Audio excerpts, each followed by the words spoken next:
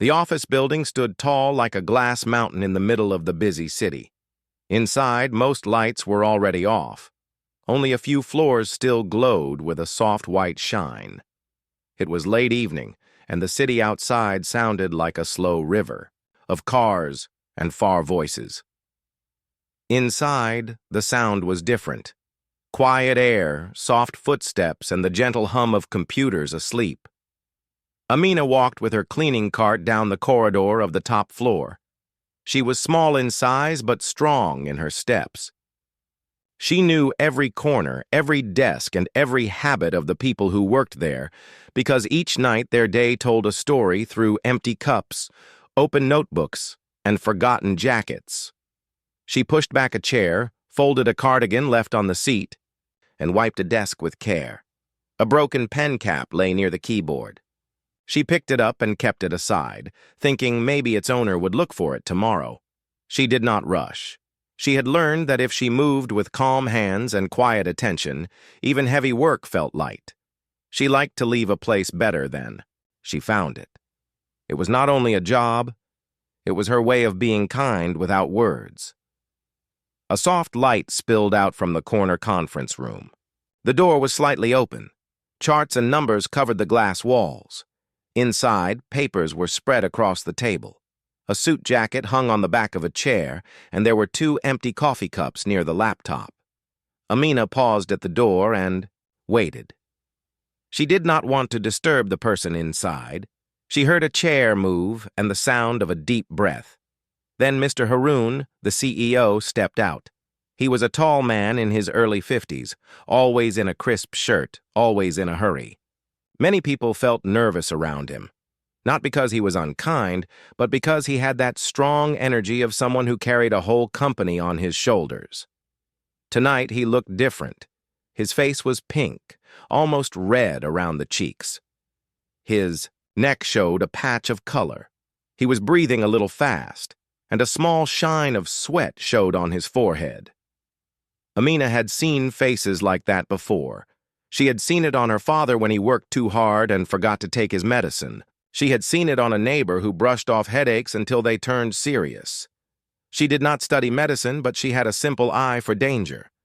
She knew when a person did not look okay. "Sir," she said softly, standing at a respectful distance. "Should I come back later to clean the room?" He waved a hand and tried to smile. "No, it's fine, Amina. I'm done in there. Just a long day." He moved to pick up the jacket, then stopped for a second as if the room had tilted. It was a very small pause, something easy to miss. But Amina did not miss it. She watched. His hand tightened a little on the chair. He blinked as if steadying his sight. Then he straightened up, rolled his shoulders, and put on the jacket. "Sir," Amina said again, her voice more careful now, "you look a bit warm. Maybe open the window or take a short rest." He laughed in a short, friendly way. "Warm. It's just this building. The air gets strange at night. I'm okay." Amina did not argue.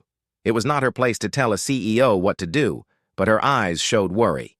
She moved her cart closer and took out a bottle of water. "Please have this," she said. "Sometimes water helps." He accepted the bottle to be polite. He drank a little and wiped his forehead with a tissue. The color on his face did not change much. He glanced at his watch, then at the papers inside the conference room, then at his phone. He looked like a man whose thoughts were walking faster than his body could follow. "You can leave the room as it is," he said. "I'll take these papers with me. Big day tomorrow." Amina nodded.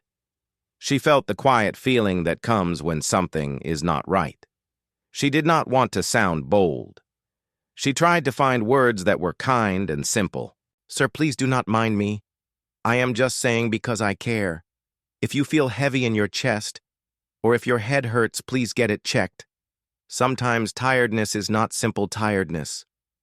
He smiled again, and this time his smile had a bit of pride in it.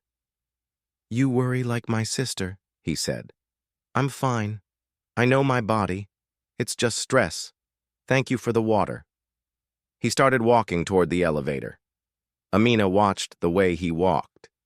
He moved with purpose, but his hand touched the wall for a moment as he turned the corner. It was a small thing, like someone checking for balance in the dark. She felt a quiet chill. It was not fear, but the memory of old lessons. How easy. It was for people to ignore small signs because life felt too full of bigger tasks. She went into the conference room. She collected the cups and wiped the table slowly. On the glass wall, the numbers looked like a storm of plans and hopes. She wondered how many people depended on those numbers. She wondered how much weight a single person could carry before his body said, "Enough." She did not know the details of his work, but she knew the cost of long days and short nights. She knew about strong tea at midnight and stiff necks in the morning. She knew about promises to rest, tomorrow, a word that often does not come, on time. Outside the room, the corridor was very still. Only the security light and the city glow reached the carpet. Amina pushed her cart along, checking each desk. She found a phone charger left on one table and wrapped it neatly. She placed a sticky note found near your monitor. She liked little acts like that. They made her feel useful in quiet ways. While she worked, her mind kept returning to the CEO's face. She saw the color in his skin, the shine on his forehead, the short breath. She remembered her father saying, "Listen to the body. It speaks softly before it speaks loudly." She cleaned the pantry next. The fridge door had fingerprints. The microwave had a few spills. She washed a small glass and dried it with her cloth. Her colleague, Farah, stepped in for a moment to clock out. "Still here?" Farah asked. "Few more minutes," Amina said.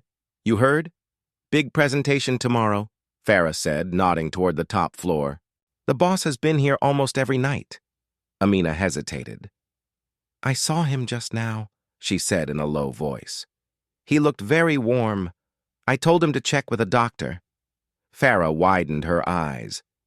"You told him?" "Only like someone would." "Tell a neighbor," Amina said.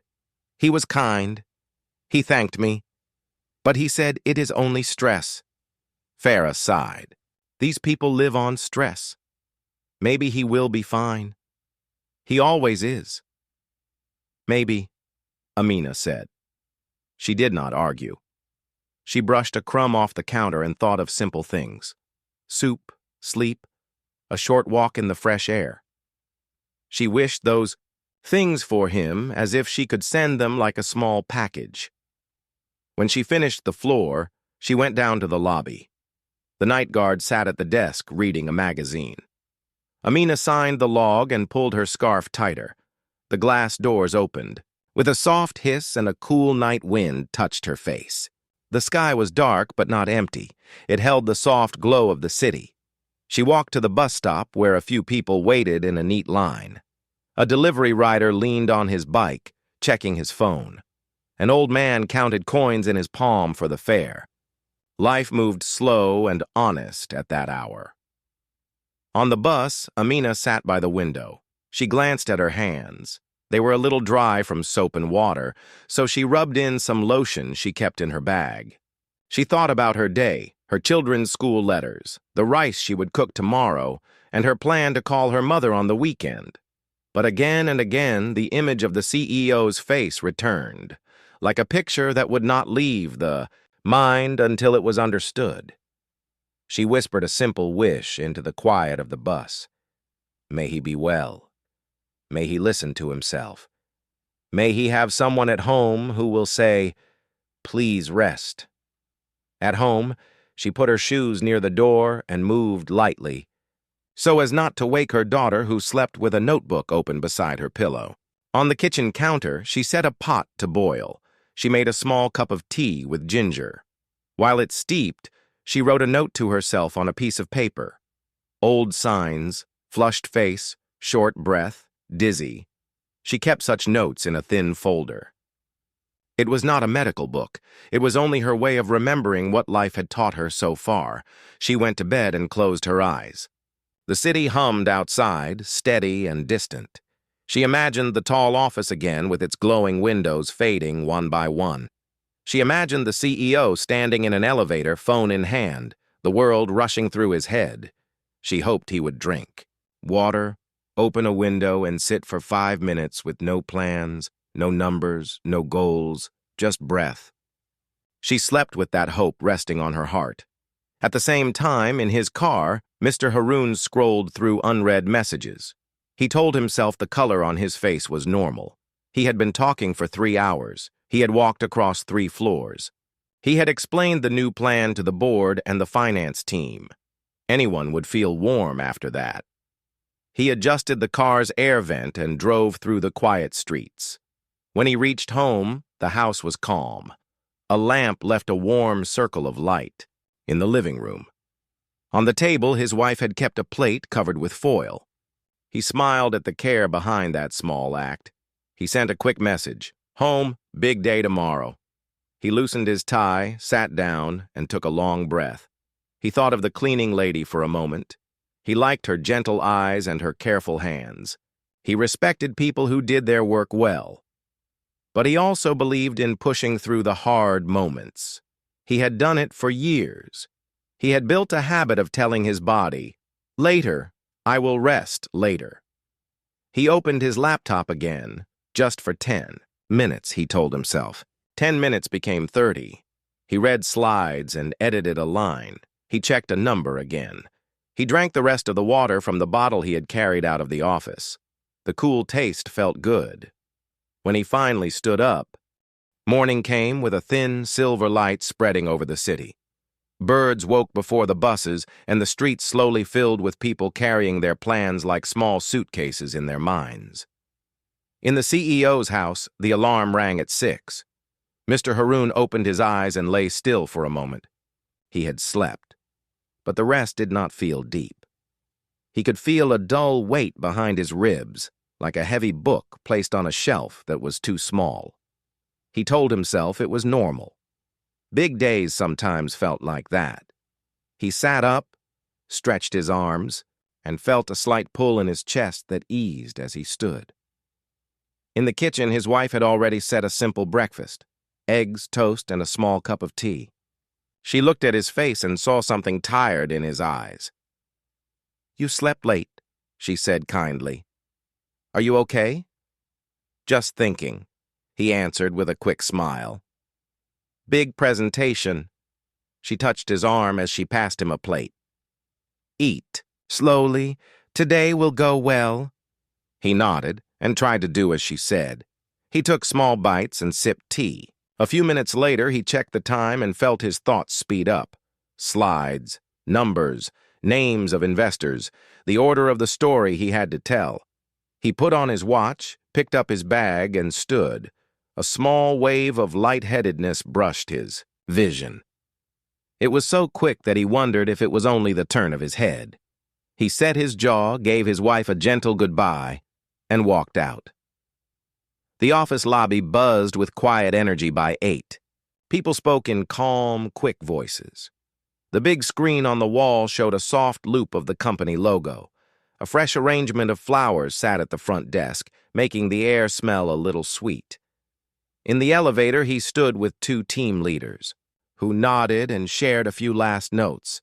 He felt warm again, warmer than the air around him. His shirt collar pressed against his neck in a way that made him want to loosen it, but he did not. He took a long, slow breath and counted in his head as the elevator climbed. On the top floor, the event team had done a careful job. The conference room looked bright and ready. Rows of chairs, a clear stage area, a screen waiting for the first slide. Water bottles sat in neat lines on a side table. Outside the glass wall, the city looked like a quiet sea of roofs and roads. He placed his bag on a chair and checked the handouts. His assistant, Kareem, walked in with a tablet. "Sir, mic check in 5 minutes," Kareem said. "Anything you need?" "Water," he said. "And maybe a cool napkin." Kareem's eyes showed a flick of concern. "Of course," he returned with a chilled water bottle and a small cloth cooled in ice. "Is everything all right?" "It's warm," Mr. Haroon said lightly. Air is slow today. Kareem nodded. He had known the CEO for years and had learned when to ask and when to simply help. He opened the water, placed it close, and set the cool cloth on the table. I'll bring the finance team in for a quick pre-brief. Before they arrived, he took the cool cloth and pressed it to the back of his neck. The relief was soft and short, but it helped him focus. He opened his laptop and ran through the slides one last time. The story was strong. He knew it was strong. They had worked on it for weeks. The numbers were solid, the plan clear. If only his body would stop sending these tiny warnings. This heat in his face, this small tightness when he breathed too quickly. He took another sip of water, placed the cloth down, and stood tall as the team entered. The pre-brief was quick and efficient. Each leader gave a 1-minute update. He kept his hands on the back of a chair to ground himself. No one seemed to notice anything unusual. He nodded, gave 2 small changes to the order of the Q&A, and told them to smile and speak with calm confidence. When they left, he remained by the window for a moment and looked out. He remembered the cleaning lady's voice from last night, soft and respectful. Sometimes tiredness is not simple tiredness. He shook his head once, as if clearing a fog. After today, he told himself, I'll get a check after today. Down on a lower floor, Amina pushed her cart out of the service elevator. She had come in early because the events team often needed extra help. She wore fresh gloves and a quiet smile. She liked big days. They made the building feel like a theater before a show. She checked the washrooms, replaced a soap bottle, and wiped a mirror until it looked like a clear pond. On her way to the top floor to collect used cups, she saw a small paper on the floor by the staircase. It was nothing important, just a corner torn from a box, but she picked it up anyway. Care, she believed, was a habit that started with small things. When she reached the top floor, the sight of the arranged chairs made her heart lift a little. Events had a way of showing a company's hope. She set a tray for the break, tea bags, sugar, cups, and then paused near the door. Through the glass, she saw the CEO passing a hand over his forehead in a simple, tired gesture. She wondered if she should knock, if she should say anything again. But she also remembered his warm thank you and his clear statement, I'm fine. She whispered inside her heart, be well, and returned to her trolley. By 10, the room filled. Investors, board members, and partners found their seats. There was polite laughter, the sound of chairs adjusting, a few phone screens lighting up then going dark. The lights dimmed slightly, and the screen came alive with the first slide. Kareem introduced the CEO with a short, confident note. Applause rose like a friendly wave. Mr. Haroon walked to the center with the ease of long practice. He liked telling stories with numbers. It was a skill he had built across years of early mornings and late nights. He started with a simple, human detail about a customer. The audience smiled. He moved to the first set of figures, pointing out a line on the graph that climbed like a hill at sunrise. His voice was steady, warm, and sure. For a while, he felt almost normal. The tightness in his chest was quiet, like a radio turned to low volume. 10 minutes in, a small technical delay cut his flow. The next slide did not change at once. He stood in silence while Kareem tapped the laptop. In that pause, his body reminded him again. Heat, a slow press in the center of the chest, and a faint edge to his breath. He took a casual sip of water to fill the moment. The slide moved. He continued, but now he planned his breaths as if they were steps on a narrow path. He spoke a sentence, sipped. He smiled, nodded, waited for a chart to settle on the screen, and in that waiting, he drew. In air carefully, evenly, through the nose, out through the mouth. On the second row, a board member named Sana leaned slightly toward a colleague. He seems tired, she whispered. Her colleague glanced and gave a small shrug. The show went on. The story was good. The numbers still made people lean forward and nod. At the halfway mark, he presented the new plan. It was clever and bold, but grounded in real work. He explained how each team would shift their focus. He praised two managers by name and saw their eyes shine. The room felt warm with agreement. He rode that warmth, grateful for it, using it to ignore the low drum in his chest. He placed a hand casually against the lectern, as if for style, but in truth to steady himself during a quick wave of lightheadedness. It passed. He kept going. Near the end of the presentation, he showed a final image, the company's vision.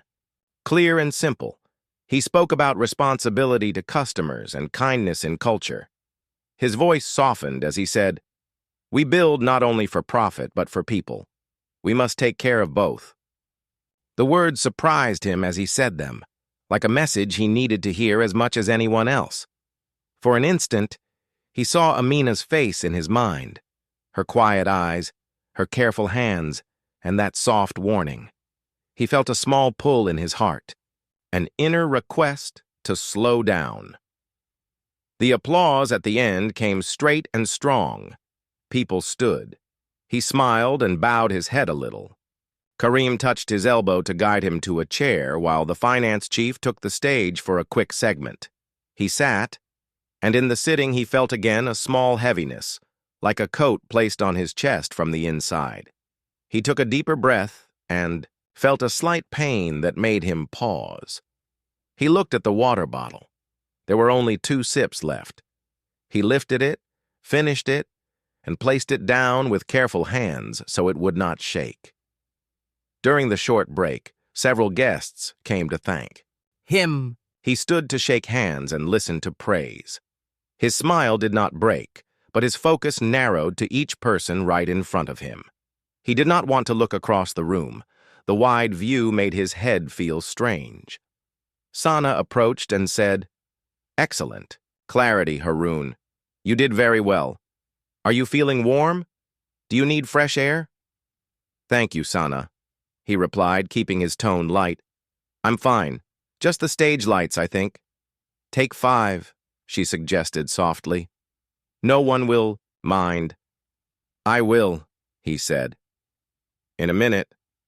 She gave a small nod that said she saw more than he wanted to admit, then stepped away. He sat again and placed 2 fingers against the inside of his wrist, counting beats, not sure what number would tell him the truth, only knowing it felt too quick.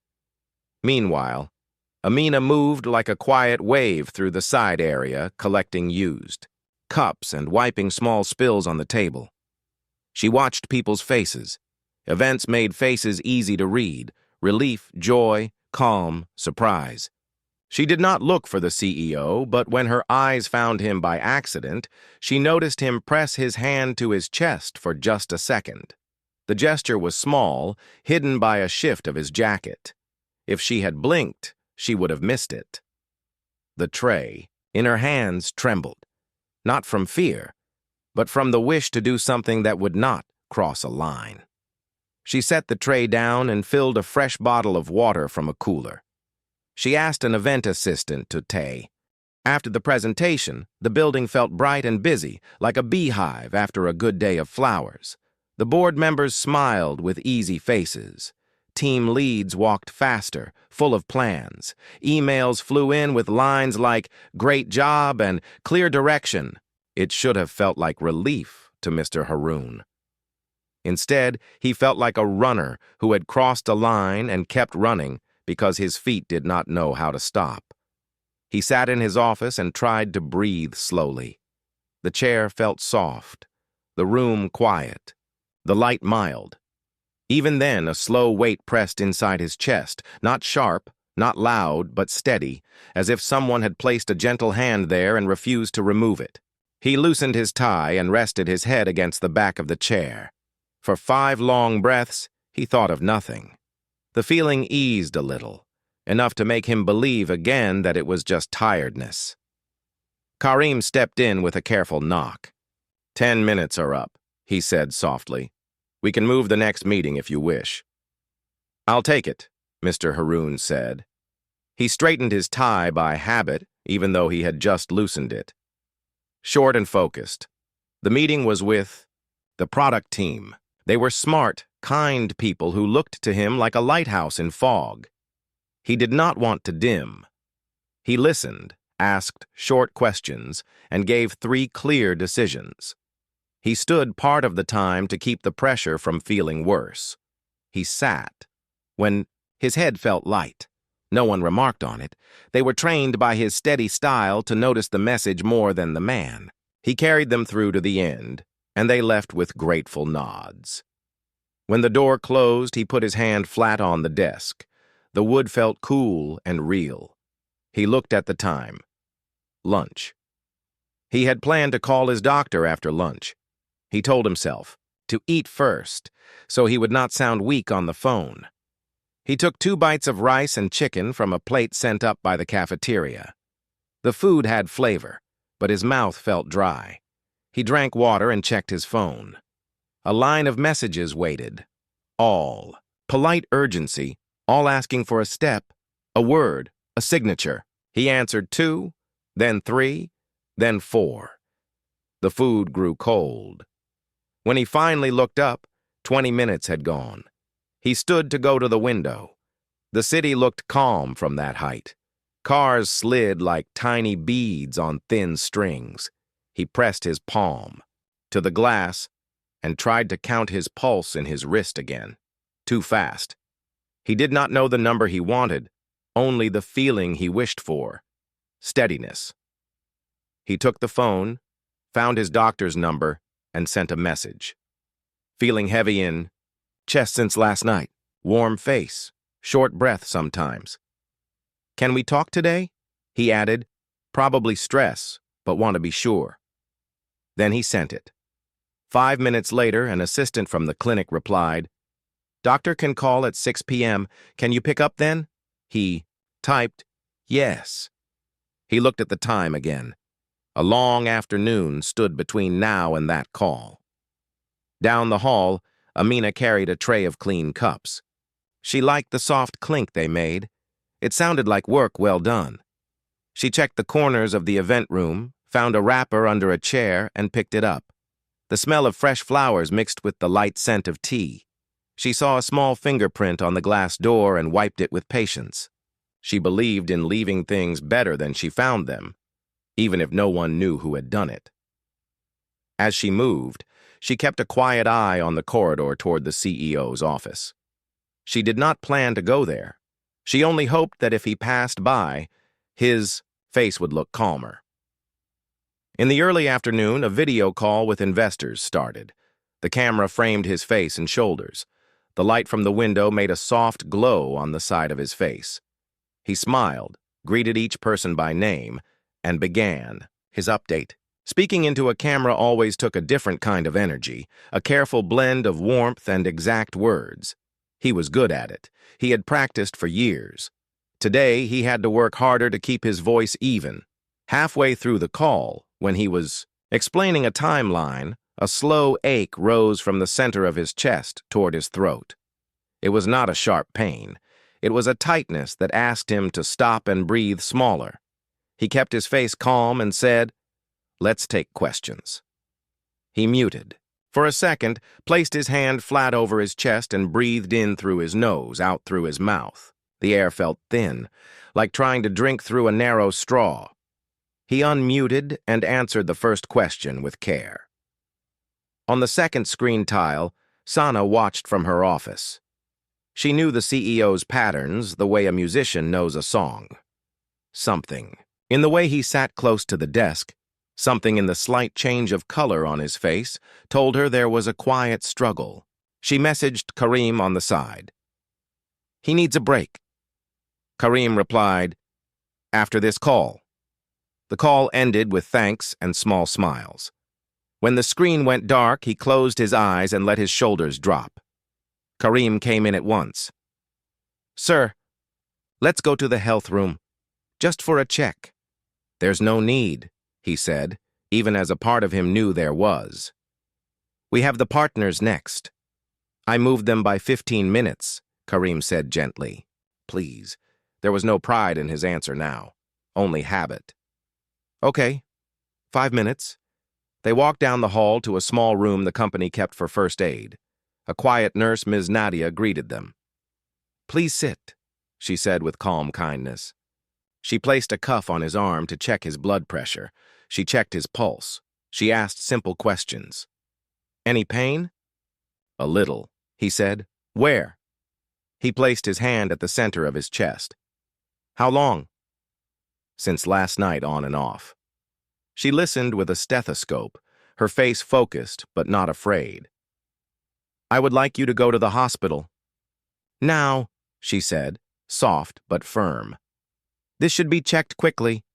I can call an ambulance, or you can go by car if you prefer, but please go. He looked at Karim. He looked at the clock. The old voice, the one that had carried him through deadlines and storms, said, Finish the day. A new voice, the one that sounded like Amina and like the small truth inside him, said, Go now. He nodded. Car, he said. We'll go by car. Karim moved fast without making the moment feel heavy. He called the driver, sent a quiet note to Sana to cover the next meeting, and grabbed the CEO's bag. In the lobby, the security guard stood a little straighter when he saw them. Amina had just set a small plant back on a side table there. She looked up and saw the CEO walking with Karim, slower than usual, a hand at his chest, his face still, pink. Her heart squeezed with concern. She did not run to them. That would not be her place. But she took a bottle of cool water from her cart and gave it to the security guard, who quickly stepped forward and handed it to Mr. Haroon. He accepted it with a grateful nod that said he knew now that care was coming from every side. The car ride felt longer than it was. The city moved in slices outside the window, a woman buying fruit, a boy chasing a ball, a man reading a paper at a tea stall. Life did not know that in this car, a man was learning a quiet lesson about speed and limits. He kept his breath slow. Karim sat ready with his phone, eyes on the map, one hand on the small pack that held the CEO's documents. At the hospital, the emergency desk moved with practiced calm. A nurse took him in at once when she saw the note from Ms. Nadia. He lay on a bed while monitors were attached. A doctor with steady eyes introduced himself and explained everything in simple words. We will take a heart tracing, he said. We will do a blood test. We will keep you comfortable. You did the right thing by coming now. As the machines did their quiet work, Mr. Haroon looked at the ceiling. It was white, plain, almost kind. He realized he had not looked at a plain thing with a plain heart in a long time. He had always looked to measure, to plan, to ask what came next. Now he waited with patience he did not know he had. The ache began to ease as medicine flowed. His breaths felt a little deeper. His face felt cooler. He closed his eyes and felt a wash of gratitude that surprised him in its size. The doctor returned with early results. He spoke gently, with respect. You were very close to a serious event, he said. Your body has been sending you signals. This is not just stress.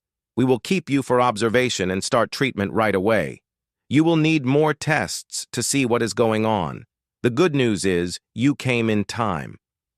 In time, the CEO repeated, the words soft and full. He looked at Karim, who looked like a son in that moment, strong and worried and loyal. Please call my wife, he said. Tell her I am safe. Tell her I am sorry for making her worry. Karim nodded and stepped away to make the call. When he returned, his eyes were wet at the edges. She's on her way. She said, Thank you for taking him. He smiled, a small, gentle smile that did not try to be brave. Thank you, he said to the doctor, to Karim, to the nurse, to the quiet machines, to the chair under Karim, to the window that let in a slice of afternoon light. And in his heart, to a woman with careful hands who had given him water and words at the right time. Back at the office, the day went on. People worked and planned and wrote messages. The news that the CEO had gone to the hospital did not spread far. Only a few knew, and they kept it private out of respect. Amina heard because the night guard from yesterday called her aside as she passed the lobby. "He went to the hospital," he said softly, "just to check." She closed her eyes for a second, then opened them with a clear, calm look. "May he be well?" she said. She went to the small prayer mat in the back room and sat for a moment, offering a simple wish.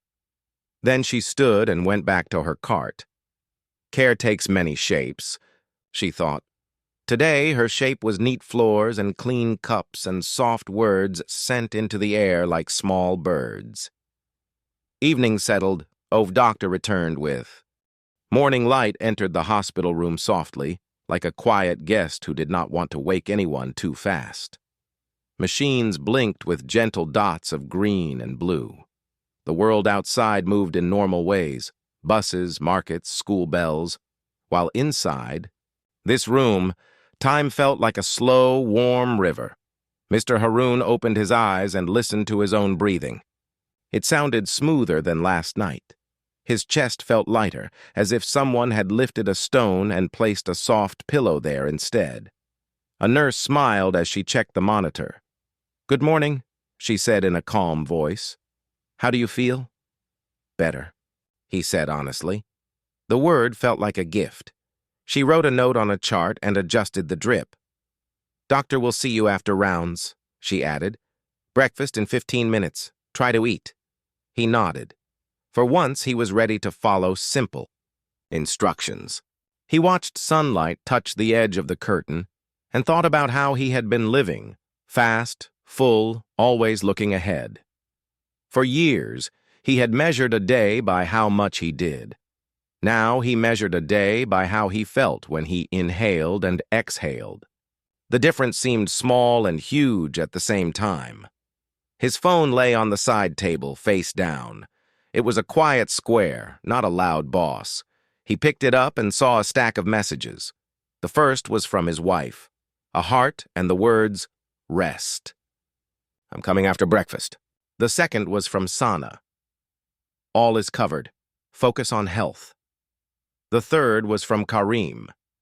"Team sends prayers." He put the phone down and rested his palm on his chest. It was steady. He closed his eyes for a moment and saw Amina's face. In his mind, the soft concern in her eyes when she said, "Sometimes, tiredness is not simple tiredness."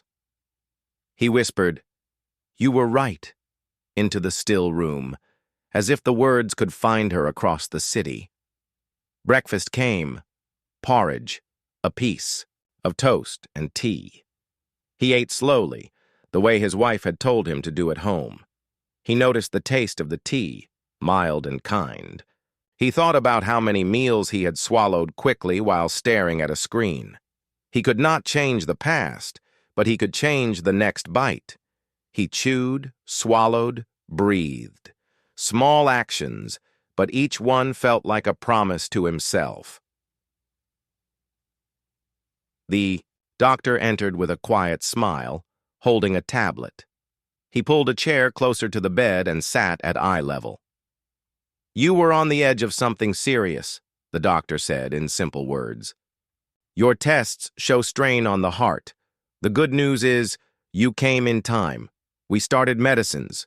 You will need to continue them, and you must make changes. Sleep, stress, food, movement. Also pay attention to early signs. They are like gentle knocks on the door before the storm arrives." "I ignored the knocks," Mr. Haroon said softly. The doctor nodded, not to blame him, but to agree with the truth. "Many people do," he said. "Work is loud, life is busy, but the body speaks. Learn its language. We will keep you today, maybe tomorrow, for more checks. After that, we will plan a follow-up. You can do your work, just do it with a kinder rhythm."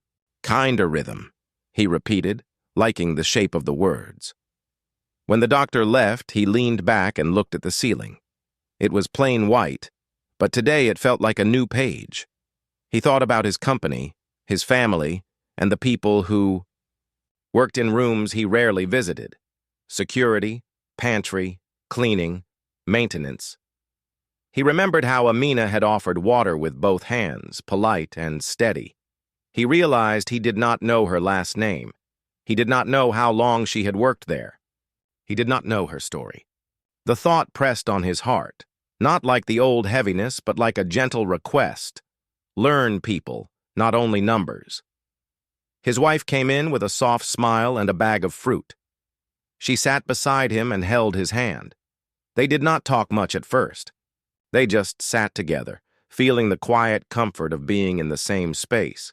Then she said, "Tell me everything." He told her about the last few days, the tightness, the heat in his cheeks, the way he had pushed through because that was his habit. He told her about the cleaning lady who noticed and spoke. He told her about his own stubborn pride.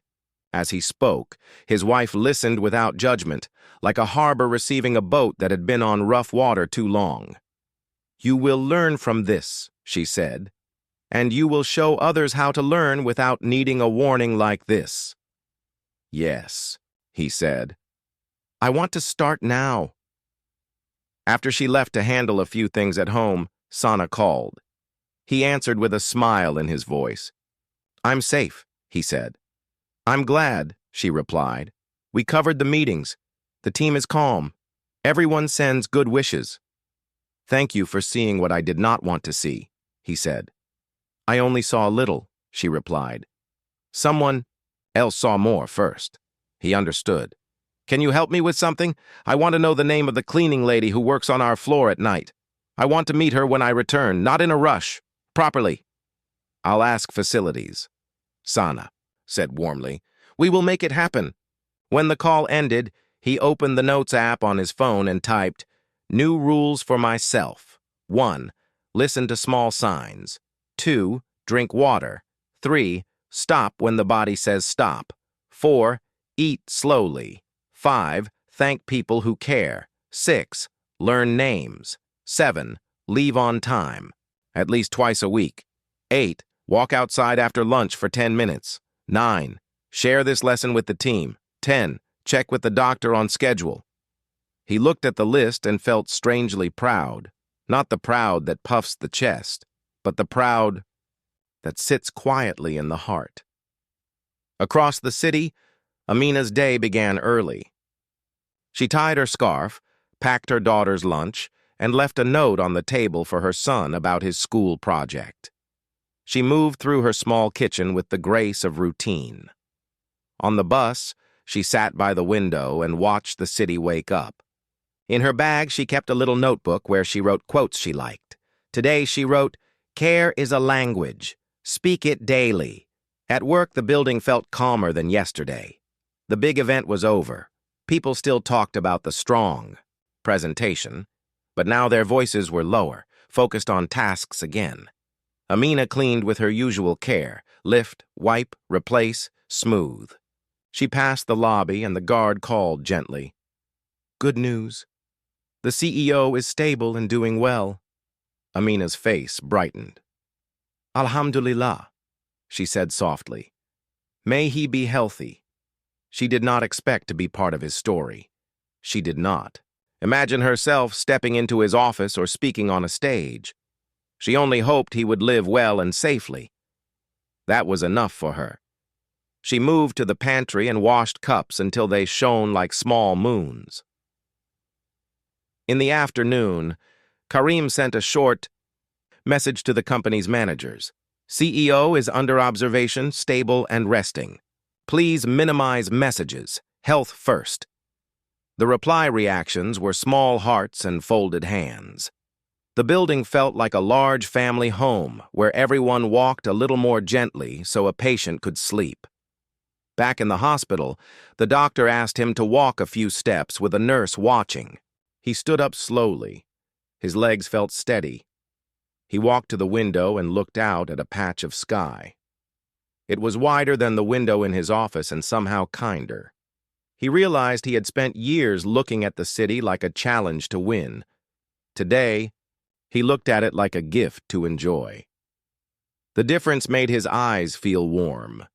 He sat again and asked the nurse, "Do you see this often? People who wait too long?" She nodded with kind eyes. "Often," she said, "but we also see people who change after. They return later with brighter faces. They start walking, sleeping, eating better. They listen earlier. Those stories make our work happy." "I would like to be one of those stories," he said. "You can," she replied. "You already started." He thought about the company newsletter. He had always used it to share wins and numbers. He felt a new idea rising like a simple sun. Share a note about health. Not a heavy message, not a rule, just a clear line from his own life to theirs. Listen early. He opened notes again and wrote a rough paragraph in plain language. He kept it honest and kind. He did not dress it in fancy terms. He promised himself to only send it after speaking to the doctor and his family. Care first, message later. By evening, his wife came back with a small bag of comfortable clothes and his favorite hand cream. They talked about little things, a neighbor's new puppy, their daughter's exam, the way the house looked better with the new plant by the window. These small topics felt like gentle steps back into a life he wanted to live deeper, not faster. When she left for the night, he felt a soft silence enter the room again. He picked up his phone and typed a message to Sana. "Please ask HR to prepare a simple medical awareness session for staff next week. Not long, just basics, signs, water, rest, healthy food options in the cafeteria. Invite all levels, security, cleaning, pantry, everyone." Sana replied, "Done. Good idea." He also typed, "And please ask facilities for the name of the night shift cleaner who works on the executive floor. I would like to meet her next week." Sana answered, "Her name is Amina. She has been with us 3 years. I'll arrange the meeting when you return." He read the message twice. Her name is Amina. 3 years. He said the name out loud, letting it become real in his world the way a person's name should be real. "Amina," he repeated like a thank you folded into a word. At home that night, Amina helped her daughter with a school essay about kindness. The topic asked for an example from real life. The girl wrote about a bus driver who waited for an elderly passenger to sit before moving the bus. "Small care can stop big harm," she wrote in her careful handwriting. Amina smiled and felt her heart grow warm. She thought about the CEO in the hospital and prayed once more for his health, then turned off the light. The hospital night was quiet. Footsteps moved softly, like the morning he was discharged, the sky looked fresh, as if it had washed its face overnight. The doctor spoke to him in calm, clear words. There were medicines, a follow-up date, and a simple plan. Walk every day, eat with care, sleep on time, and listen to early signs. He thanked the doctor, thanked the nurse, and thanked his own body for holding on. When he stepped outside the hospital, he did not hurry to the car. He stood for a moment and felt the breeze on his face. It was a small feeling, but it meant a lot. He breathed in and thought, "This is how I want to live, awake to small things." At home, the first day felt like a new chapter made of quiet acts. He sat at the dining table with his wife and ate slowly. He tasted the food, not just the idea of food. He checked his phone less, and when he did, he replied with short, kind messages that said, "Thank you. I will read this tomorrow." Or, "Please carry on without me for now." He walked around the block in the evening and noticed a child chalking stars on the sidewalk, a shopkeeper watering a plant, the soft sound of a radio inside a window. He came back feeling light, not from doing nothing, but from doing one thing fully. On the second day, he called the clinic to confirm his follow-up and set reminders for his medicines. He also opened his company email and drafted a note to all staff. He wrote in simple words, not the kind that try to sound big. "I had a health scare," he began. "I ignored small signs. I regret that. I am grateful to be okay now. Please learn from my mistake. If your body whispers, do not wait for it to shout." He added a line that was important to him. "Someone in our building noticed before I did and spoke with care. I am thankful for that kindness." He read the note to his wife. She nodded and said, "Send it." He pressed send and felt a steady peace. His third day back at work came a week later. He arrived later than usual on purpose. He wanted to greet the morning staff, not just the team that came at 9. In the lobby, the security guard stood up with a smile that reached his eyes. "Good to see you," the guard said. "Good to be seen," he answered warmly. He looked around for a familiar cart and saw it near the far wall. Amina was wiping a small table, moving with her usual gentle focus. He walked toward her at a comfortable pace. Not fast, not slow.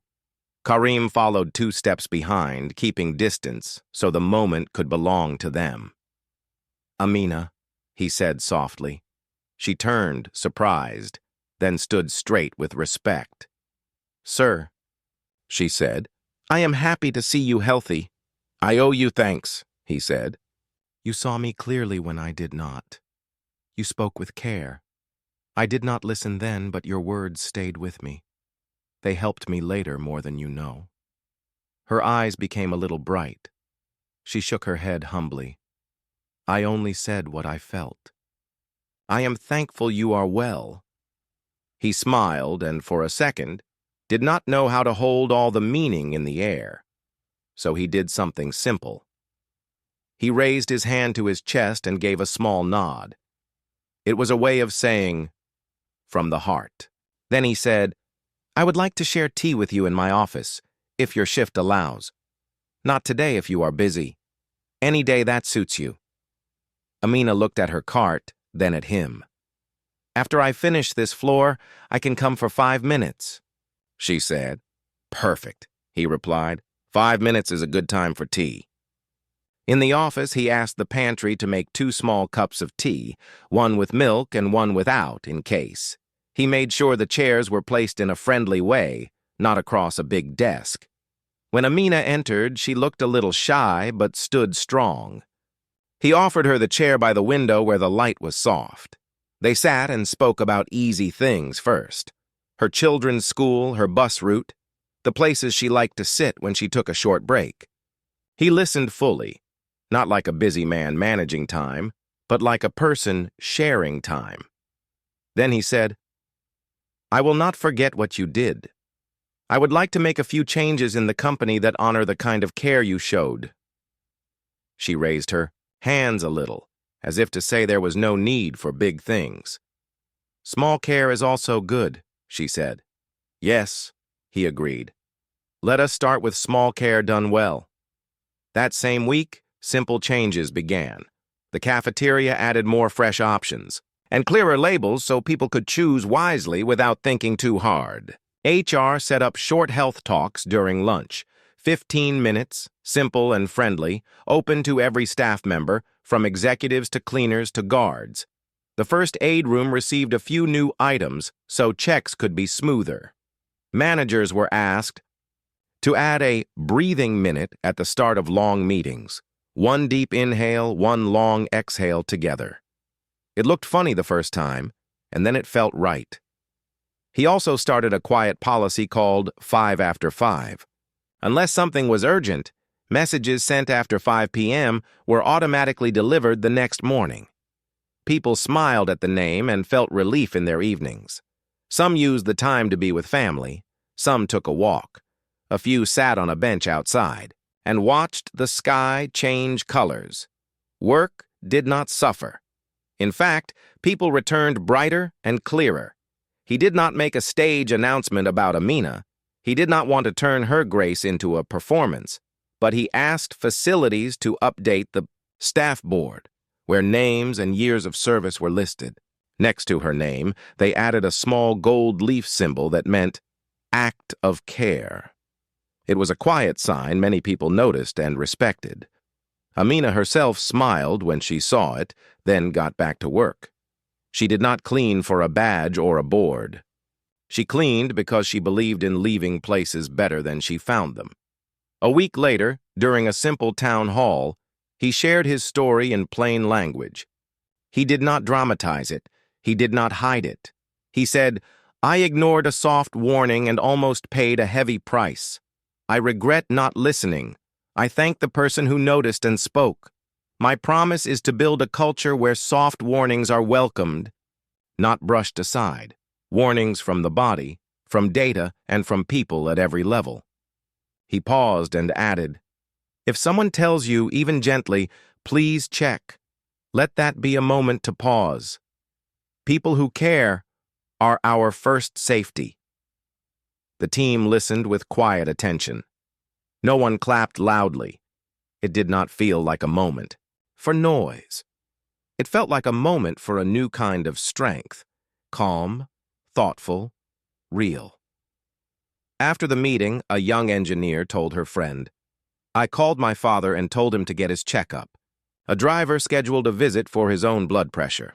A finance analyst started carrying a water bottle. Small steps started to move like ripples across a lake. In the middle of all this, he kept his personal promises. He ate breakfast at the table, not at his laptop. He left the office on time 2 days a week and guarded those hours like a garden. He walked after lunch for 10 minutes and often took someone with him, a junior team member, a visiting partner, sometimes even Kareem. Those short walks became small bridges where people said honest things they might not say across a big desk. He found that listening was not a task to check off.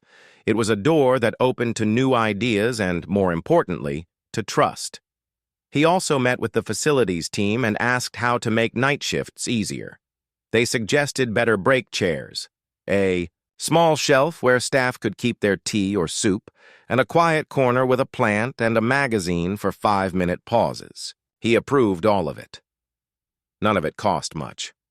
All of it said, "We see you."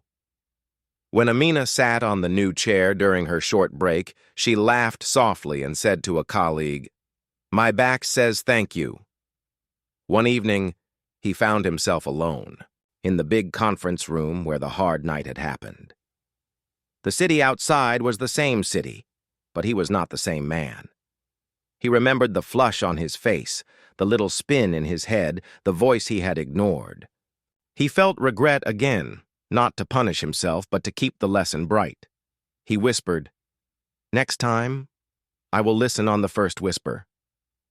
He walked around the table once, slowly, as if walking back through time to make a different choice, and then he turned off the light.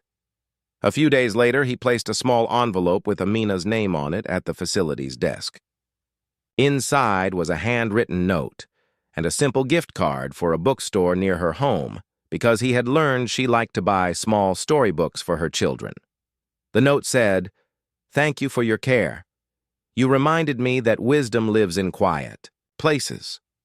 When she received it, she smiled and held the note to her heart for a second before slipping it into her bag. That night, she brought home 2 books, one about rivers for her son who loved geography, and one about a brave girl who helps a city for her daughter who loved stories with kind heroes. Weeks turned into a calm routine. The company moved forward, with strong steps, not rushed ones. People began to say, "I'll check more often" when something felt off, about a report, about a machine, about a feeling in the body. That little phrase changed many small mornings and a few big outcomes. Once, a driver felt dizzy and sat down before starting the car. A spare driver took the shift, and everyone reached safely. Another time, a manager postponed a late meeting, so a new parent could go home. The next day, the team solved the problem faster with rested minds.